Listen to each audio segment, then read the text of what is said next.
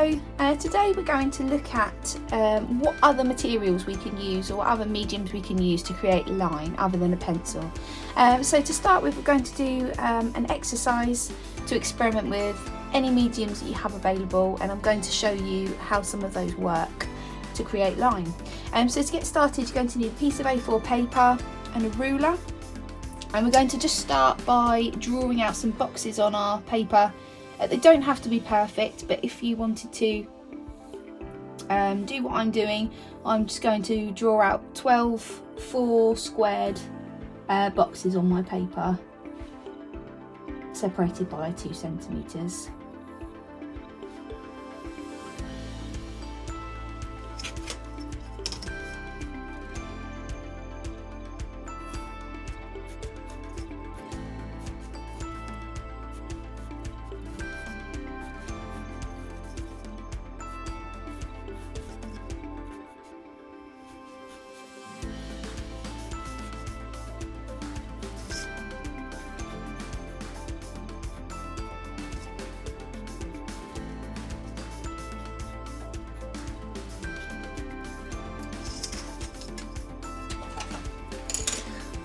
Okay, so once you've got your boxes, we're going to get started with experimenting in each one using a different medium. So to get started, I'm going to use a biro. I think probably almost every household has some kind of biro, and these really range with the marks that they make. Obviously they come in different colours, and some are more pigmented than others. So this is the first one we're going to give a go in the first box here, and then what I want you to do is just have a go at creating some quick lines overlapping like this, see, and just practice filling that box with line. In module 1 we did speak a little bit about cross hatching, and I showed you how to create a cross hatching drawing. It's really good practice just to keep trying and see if you can sort of pick up speed a little bit and accuracy, and just trying to keep those lines nice and neat. So this biro doesn't seem to be very pigmented. You can see it's got a little bit of a blue tinge to it, but there are a lot of very well-known artists who actually create all of their work using biro. And actually I started doodling with the biro as well. It's just convenient, isn't it, to have a biro to hand and a piece of paper or notebook. Yeah, just practice filling up that area. It doesn't all have to be in the same direction, the line. Just have a little practice and see what. I'm going to do the same with the other colours as well, so I'm just going to see how they draw. I don't know why, but I love blue biro. So whatever you've got to hand, this is a great exercise just for seeing what you've got available. So blue biro comes out quite nice actually, and you can build up some areas of tone with blue as well as black. Now I've got a green as well, but I'll leave that one for now. Okay, so have a go with more than one biro if that's what you've got available to you. And then we're going to move on to fine liners. So fine liners really range price and pigments as well. So the more expensive fine liners that I have are Indian ink based, which means that they're waterproof, so you can't work over the top with water, but they are quite good for adding colour after you've drawn, whereas the cheaper fine liners that I own, they are water based, which means that you can work with water over the top to make the colour of the run, to make the pen run, and that helps to create tone. So you can use them in different ways. So if I show you, if I get started with the Indian ink based pens, I'm going to show you both kinds. And what is great about these Indian ink based fine liners is that they are highly pigmented, so they come out really dark. They were really nice. You can see in contrast to if I just work a little bit there. In contrast to the biro, you can get a finer line, and they're a lot more pigmented, so they're a lot darker in colour as well. So they're really nice to work with actually. And these also come in a range of point sizes as well, so you can get some wider nibs and some thinner nibs as well. And they usually, you can buy them in a pack, or you can use them buy them individually. In a pack you normally get a range of different nib sizes as well, which is nice to have a play about with and experiment with. So this is a fine nib, and if I show you, this is an extra small nib in the same brand, and you can see how fine that line is in comparison. See, so you can get a really nice fine line depending on the weight of line you want. Just try and practice your precision with getting those lines nice and straight or curved. Yeah, nice. Okay, and then so in the same range of pens actually, there's, let me just show you, there's some bold nibs. So they're less of a they're not the same. They're kind of like a felt tip. If I show you, so you can use that to sort of outline as well.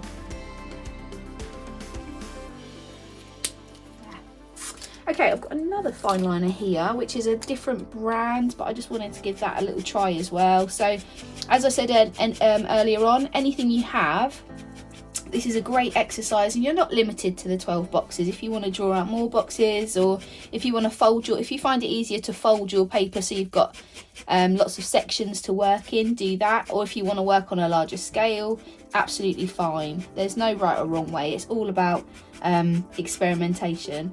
And the reason I say to sort of section it off is so as you can label each one, and rather than doing your experimentation randomly, you can label them, so then you know, you can refer back to this and you know which is which mark. So you can write underneath what pen made that mark. I actually really like that pen in comparison to that one. Okay, moving on to some more specialist pens now. I have got, this is a cartridge pen. So back when I was at school, this is what you had. This is what you worked with. And this is a cartridge pen. So it takes a cartridge inside, and you put inside there, and then it's fully loaded, and then you should get a continuous line. I remember a cartridge used to last me 2 weeks, and then I'd change it over. So that's one option. But then I also have a dip pen, which is very similar to the cartridge pen. It has the same nib and it works in the same way.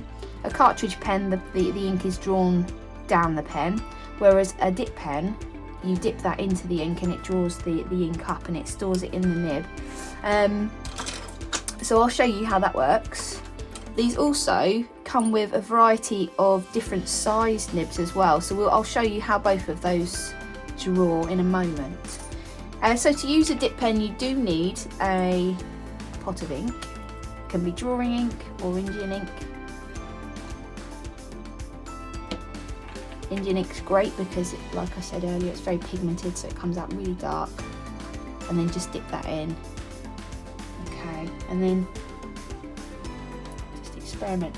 So you can press a little bit harder to get a thicker line, so you can adjust your weight of line nicely with a dip pen or with a cartridge pen, or you can work a little bit quicker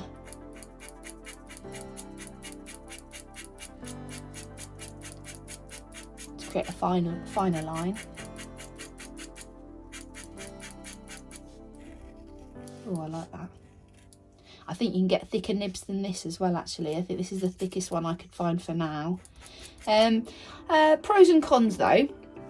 I love a dip pen. I think that they work really nicely, and they remind me of years ago when this is how you would have worked. You would have worked with a ink and quill, but you do have to keep reloading.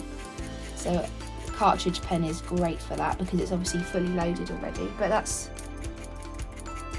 There we go. Really like that. Okay. Okay, let's see if we can use it in a different way. I'm going to hold it upside down.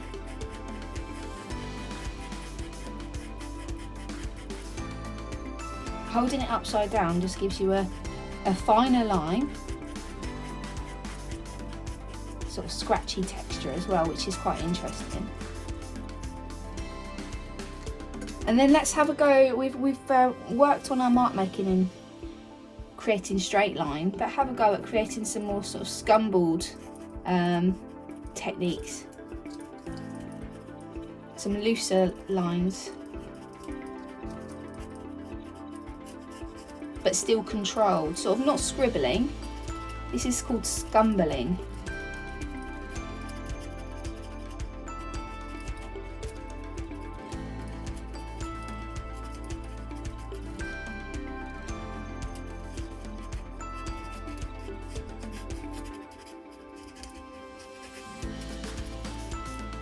I like that.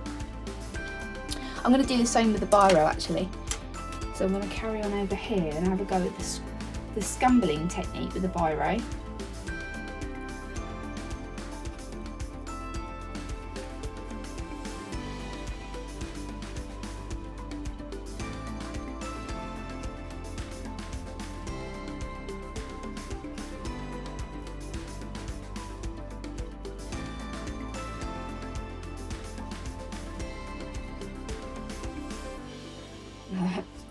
There we go.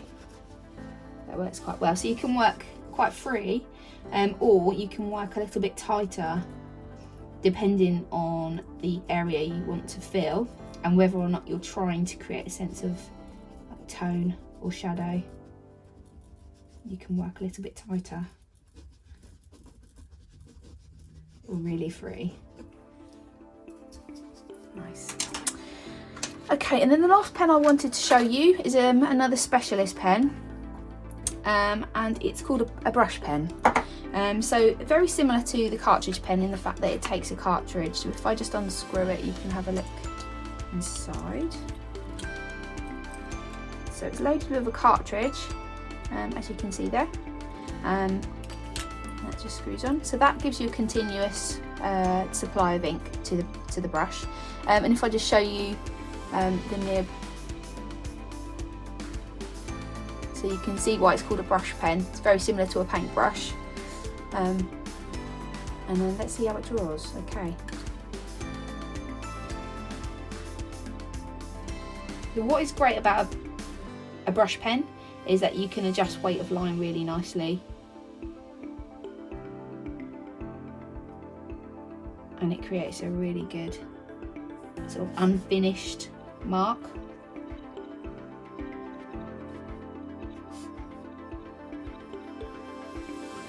It's got a really nice point on it as well, so I'm just gonna practice in this next box.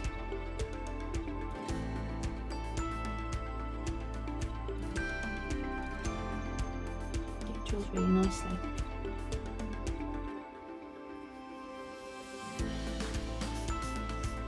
Works really well.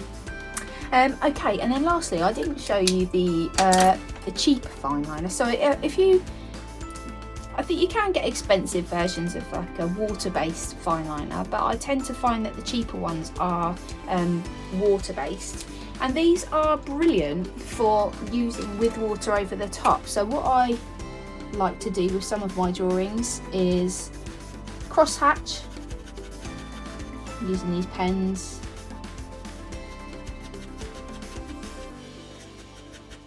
Build up area of tone with the pen.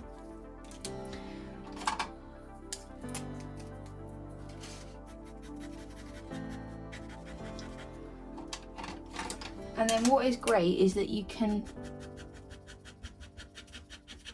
put water over the top, and this will make the ink bleed. So you can create a really nice effect with the water over the top. If I just show you, so imagine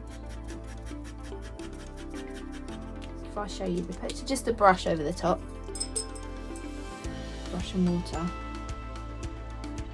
see how the ink runs Obviously you need to be quite careful with this because you wouldn't want for the whole area to be smudged, so you need to be a little bit more selective and a bit more considered with how you apply the water over the top. But it creates quite a nice mark. So with the waterproof, the Indian water resistant pens, you can't get the same effect, see, because it doesn't make the ink bleed as much. But there we go. So have a go at creating an experimental page using any mediums you have other than pencil to create marks and lines.